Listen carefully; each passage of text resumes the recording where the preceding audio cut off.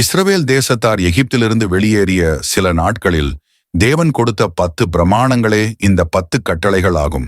இந்த 10 கட்டளைகளும் பழைய ஏற்பாட்டில் காணப்படும் 613 பிரமாணங்களின் யதார்த்தமான சுருக்கமே ஆகும்.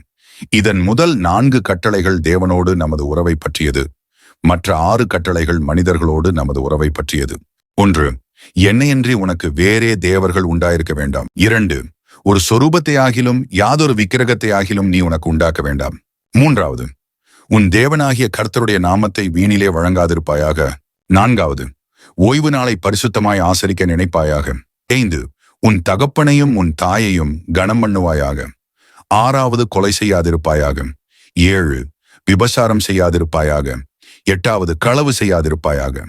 9. பிறனுக்கு விரோதமாக பொய்ச்சாட்சி சொல்லாதிருப்பாயாக. 10. பிறனுக்குள்ள யாதொன்றையும் இச்சையாதிருப்பாயாக. பிரதான கற்பனை: உன் தேவனாகிய கர்த்தரிடத்தில் உன் முழு இருதயத்தோடும் உன் முழு ஆத்துமாவோடும் உன் முழு பலத்தோடும் உன் முழு சிந்தையோடும் அன்பு கூர்ந்து உன்னிடத்தில் நீ அன்பு கூறுவது போல பிறனிடத்திலும் அன்பு கூறுவாயாக.